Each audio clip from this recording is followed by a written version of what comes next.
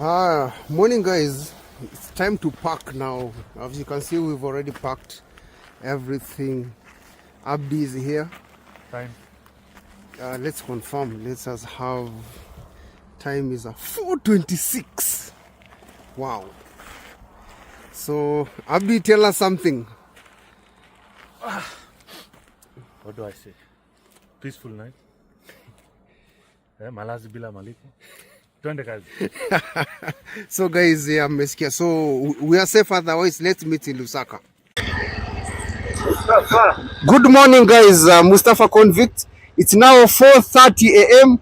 and we woke up at 3:30 and we spent 1 hour cleaning the place and disassembling our tents and everything, packing.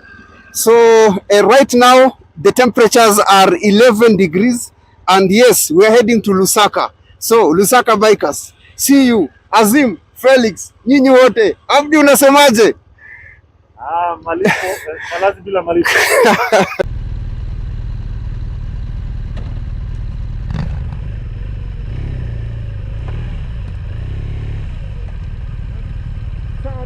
Ready.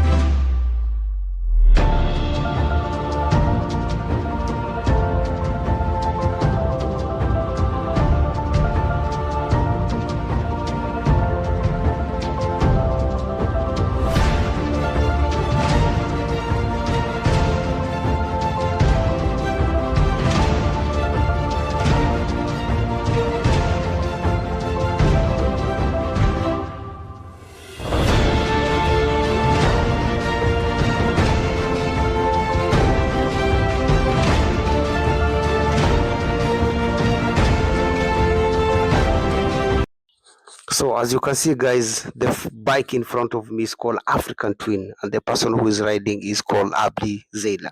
Abdi Zela is one of the greatest adventure riders in Africa. He has basically completed this journey several times alone, and this is somebody that I am looking up to for inspiration and for everything. So this bike, African Twin, it's a really big, beautiful bike, very stable. I didn't know this bike will basically smoke me on the highways.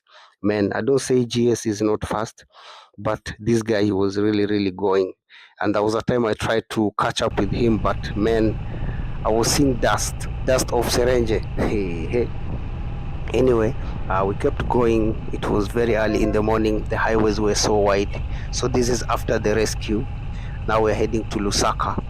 So we kept going. We came across trucks, and the beauty is when somebody is joining me for a ride, I always allow them to sit in front of me so that they can signal me. Like I like to give them my respect, and the only way I can show my respect is to make sure they stay in front of me, which this will be like honoring them for their time and everything they have come for me.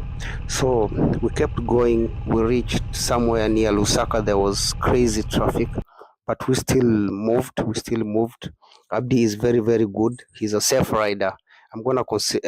Consider him as one of the safest riders we have in Africa, because in any turn or any movement he's making, and there's a caution, he'll always alert you to do. So yeah, an interesting point is there's a time we reached a certain toll gate, and he took a right turn inside the office, and then he got out. Then I asked him what happened. He told me this is what you're supposed to do next time, because they are not allowing the bikes to use the toll gates. I take my caution, and I noted. So we kept going. I reached Lusaka. I rested for the night, and the next day I was getting ready for a place called Chivu, which even Chivu, it's Abdi who told me, you can basically sleep in Chivu. Okay, he said it like a joke, and then it happened. I made it to Chivu.